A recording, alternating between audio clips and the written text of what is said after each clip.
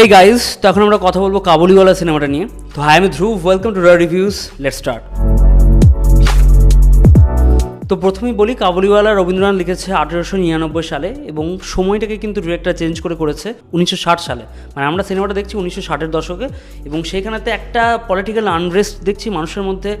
পাকিস্তানের মানে ইন্ডিয়া পাকিস্তানের যে যুদ্ধের ব্যাপারে একটা কৌতূহল সারাক্ষণ কাজ করছে এবং এখানেতে আরেকটা জিনিস দেখছি যে ওই সময় যখন একটা মানে বিদেশ থেকে একজন বৃহৎ আকৃতির মানে বিদেশি ড্রেস পরে একটা লোক ঘুরে বেড়াচ্ছে, তাকে প্রায় ইজিলি খুব তাড়াতাড়ি আপনি কিন্তু একটা ছেলেধারা তকমা দিয়ে দিতেই পারেন। এবং এইখানেতে ডিরেক্টর আরেকটা কাজ করেছে যে একটা নতুন চরিত্র তৈরি করেছে, কাঞ্চন মল্লিকরা প্লে করছে, যেটা খলনায়কের চরিত্র, যে কিন্তু এই ছেলেধারা উস্কানিটাকে একটু বাড়িয়ে দিচ্ছে। আর এই যে চেঞ্জেসগুলো ঘটেছে, এই চেঞ্জেসগুলো ডিরেক্টর করতে পেরেছে কারণ রিসেন্ট টাইমেতে যে কোনো কালজয়ী লেখাকে চেঞ্জ মানে যদি বেরোয় তো সেটাকে কিন্তু রিসেন্ট টাইমের মানে সমসাময়িক করার জন্য একটা চেঞ্জেস করা হয়। এবার ভালো খারাপ নাকি সেটা আমি ঠিক বলতে পারবো না, কারণ 1957-তে বা 1961-তে যেই কাবুলিওয়ালা অ্যাডাপ্টেশনগুলো হয়েছে, তপন সিংহ করেছেন, আরেকজন করেছিলেন। তো এই হিন্দি বাংলা অ্যাডাপ্টেশনে কিন্তু এরকম চেঞ্জেস আমরা দেখিনি। এটা বাংলাতে আমরা প্রথমবার এই চেঞ্জেসগুলো দেখলাম। কিন্তু যেইটা দারুণ হয়েছে সেটা হচ্ছে কিছু অসাধারণ চরিত্রের পারফরমেন্স এবং কিছু ছোট চরিত্রেরও পারফরমেন্স। যেমন আমরা নিমাই ঘোষকে রাস্তার ধারে দেখেছি ফুটপাতের, সেই লোকটা কিন্তু কথা না বলেও চোখের মধ্যে দিয়ে অনেক কিছু বুঝিয়ে দিয়েছে। যেমন আমরা ঝুলন্ত বারান্দা থেকে জ্যাঠামণিকে দেখেছি, তাকেও কিন্তু আমাদের দারুণ লেগেছে। এবং মিঠুন চক্রবর্তীর রহমত হয়ে ওঠার অসাধারণ একটা মানে আমি মিঠুন চক্রবর্তীর এই পারফরমেন্সটাকে সারা জীবন মনে রাখবো। মানে ভাবুন যে মিঠুন চক্রবর্তীকে আমরা যেইভাবে দেখেছি সেখান থেকে সে কতটা আলাদা, এখানে সে নিজেকে কতটা ভেঙেছে এবং রহমতকে কিন্তু সে নিজের মতো মানে এই কাবুলিওয়ালাকে কিন্তু সে নিজের মতো করে তুলেছে।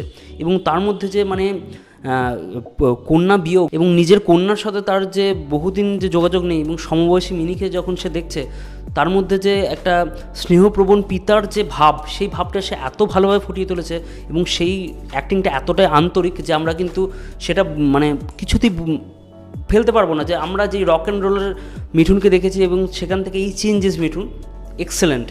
এবং সেইখান থেকে মিনির চরিত্রেও কিন্তু যথাযথ মেয়েটি খুব সুন্দর অভিনয় করেছে। এবং এইখানেতে আরেকটা জিনিস দারুণ হয়েছে, সেটা হচ্ছে মানে ব্যাকগ্রাউন্ড মিউজিক। মানে ভাবুন যে রহমতের সাথে মিনির যে কানেকশনটা বসছে সেটা জাস্ট ডায়লগ দিয়ে হয় না, সিনেমাটোগ্রাফি এবং সেটা দিয়ে হয় না, আরেকটা জিনিস লাগে, সেটা হচ্ছে ব্যাকগ্রাউন্ড মিউজিক। এবং ইন্দ্রদীপ দাশগুপ্ত এত সুন্দর ব্যাকগ্রাউন্ড মিউজিকটা ডিজাইন করেছে যে তাদের যে বন্ধুত্বটা সেটা কিন্তু মানে নর্মাল বন্ধুত্বের থেকেও যে একটা গাঢ় মানে পিতা এবং কন্যার মধ্যে যে বন্ধুত্বটা হওয়া উচিত সেইটাই কিন্তু আমরা ফিল করেছি। এবং সেটা মেন রিজন হচ্ছে সিনেমাটোগ্রাফি, ডিরেকশন তো বটেই, তার আরেকটা প্রধান কারণই হচ্ছে কিন্তু ব্যাকগ্রাউন্ড মিউজিক এবং ব্যাকগ্রাউন্ড স্কোরটা কিন্তু সারাক্ষণ, এবং তার সাথে গান যেগুলো তৈরি হয়েছে সেই গানগুলো কিন্তু পুরো সিনেমাটাকে অন্য একটা মাত্রা নিয়ে গেছে।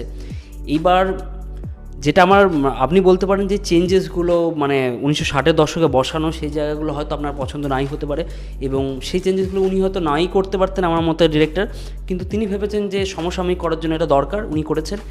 আর সিনেমাটার মূল উদ্দেশ্য হচ্ছে যে রহমত আসবে, তার সাথে তার মানে কন্যার কোনো কানেকশন নেই এই মুহূর্তে, তো মিনিকে সে নিজের কন্যার মতো ভালোবেসে ফেলবে এবং তারপর নানারকম লোকের কারণে, ছেলে ধরার কারণে মানে তাকে বলবে এবং সে জেলে যাবে। এবং জেলে যাওয়ার পরও কিন্তু সে বেরিয়ে সে কাকে দেখতে চাইবে, মিনিকে দেখতে চাইবে। কিন্তু মিনির তখন বয়স হয়েছে কি বিবাহযোগ্য, সে কোনো মানে তখন সে বিবাহযোগ্য তরুণী মিনি, তখন তার কিন্তু ভালোভাবে রহমতের কথা মনে পড়বে না এবং সেইটা দেখে রহমতের মন ভেঙে যাবে এবং তখন সে ফিরে যাচ্ছে আবার নিজের মেয়েকে দেখার জন্য। এই জার্নিটাই হচ্ছে পুরো সিনেমাটা এবং এই সিনেমাটাই কিন্তু আপনাকে এক্সপিরিয়েন্স করাবে। এখানে গল্পের যে নতুনত্ব বিরাট কিছু বা অন্য কোনো মোড় নেবে সেসব জায়গা নাই। যারা গল্পটা পড়েছেন তারা প্রায় জিনিসগুলো জানেন। শুধু এই কাঞ্চন মল্লিকের চরিত্র বা এই কয়েকটা আলাদা চরিত্র আপনাকে একটু ভাবাবে, আপনাকে আরেকটু গল্প থেকে অন্যরকমভাবে নিয়ে যাবে। এবার সেটা ভালো না খারাপ সেটা আমি বলতে পারবো না, সেটা আপনাকে নিজেকেই বুঝতে হবে।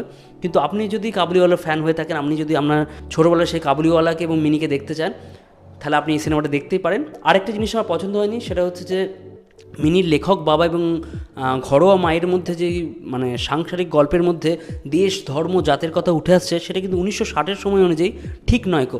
এটা রিসেন্ট টাইমে 2010 সালে অ্যাপ্রোপ্রিয়েট, কিন্তু 1960-এ মনে হয় যেন সংসারের মধ্যে এই ধরনের বাক্যালাপ চলতো না গো স্বামী স্ত্রীর মধ্যে। তো এই ছিল আমার কাবুলিওয়ালার বলতে পারেন আমি কি এক্সপিরিয়েন্স করেছি সেটা নিয়ে বললাম। তো আপনাদের কি ফিল হয়েছে সেটা আমাদের কমেন্টে জানাতেই পারেন। আর যদি ভিডিওটা ভালো লাগে তাহলে লাইক, শেয়ার এবং কমেন্ট করে দিন। Thank you.